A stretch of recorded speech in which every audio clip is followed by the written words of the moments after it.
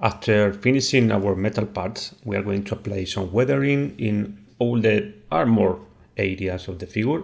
So I'm using this turquoise, jade, green to generate the rust, because the golden parts and the armor are red, yellow, and a classic orange rust would be rarely visible. So I think this turquoise will contrast a lot with the overall scheme, and at the end will look better.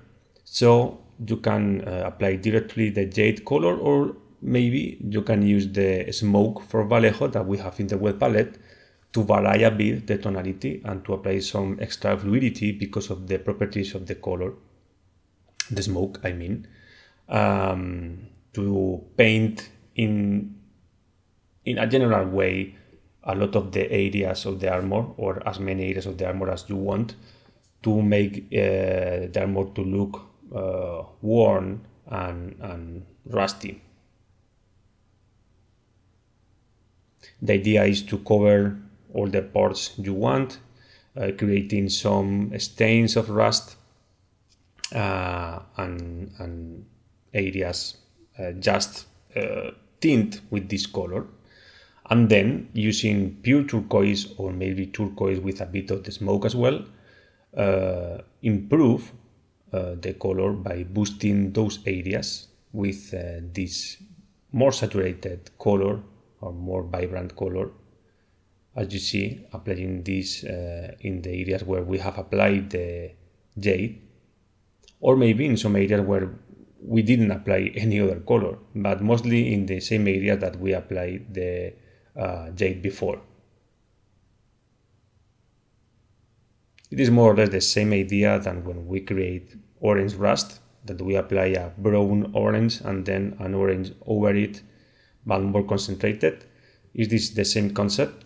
We are applying the turquoise or more pure turquoise in a more concentrated area, but over the jade stains, or the jade parts.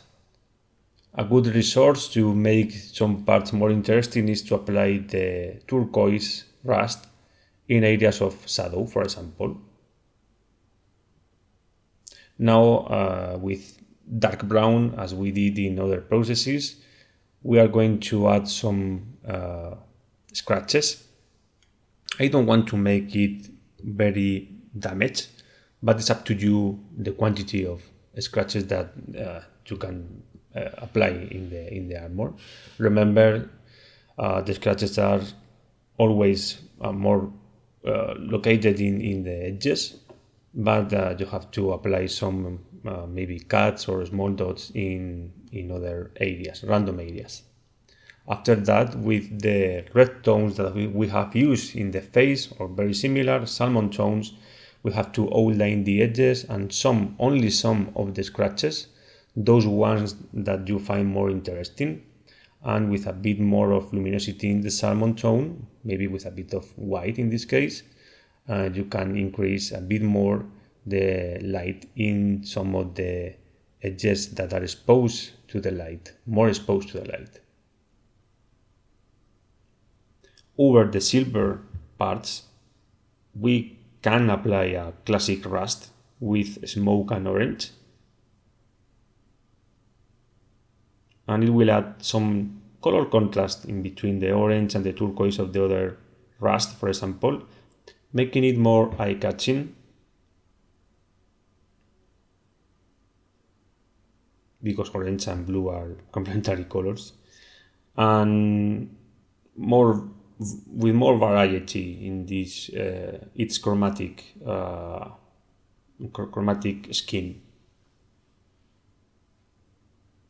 I'm applying first a brownish brown, and over it a more pure orange.